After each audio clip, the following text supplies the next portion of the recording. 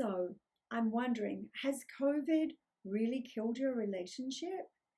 Have you found that in the last 5, 6 months, being quarantined and in such close quarters with the person that you've been in relationship with has brought a lot of the cracks and the fractures to the surface? And now maybe you're sad, angry, panicked, don't know what to do, not sure whether you should ignore it or try and fix it. It's a quandary. And not to be disrespectful about COVID, because obviously a lot of people have had a lot of suffering, and I'm very sensitive to that. It has, however, also really exacerbated a lot of people's emotional dysfunction and stress, because people are worried about money, they're worried about their jobs, they're worried about their children, they're worried about their children not being able to go to school and get education. There's just 1,000 things that people are concerned about today that we weren't concerned about perhaps last year, because life was more, in inverted commas, normal. And when people talk about life going back to normal, I don't think life is going to go back to the way it was before this happened. Yes, we'll learn to adapt and adjust, and we're going to learn much better, safer ways of all being together. And hopefully things will begin to open up and we'll be able to stay with things opened. That doesn't really address the emotional issues, because this has brought up a ton of fear for a lot of people.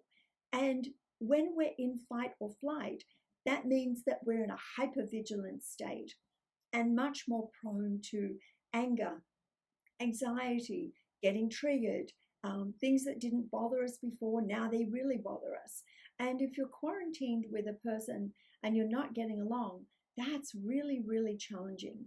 So the work that I do is to really help people take a look inside, as opposed to looking over there at the other person or people in their environment. It's really about taking a deep dive into what's going on for you.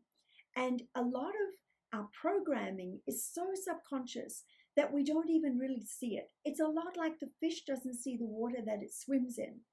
So the benefit of going to a coach or a therapist or somebody like me, an emotional mastery therapist, is to have somebody on the outside help guide you to look at certain aspects of your relating, how you learn to feel and think and behave in the ways that you currently do that may or may not be serving you as well now as what they once did. And personal growth is such an amazing area. The more you grow, the easier things get. In the beginning, it's a little bit of a challenge, and it can feel as though not much is happening. It's a little bit like putting drops of water in the bottom of an empty bucket. You look in there and doesn't seem to be much in there.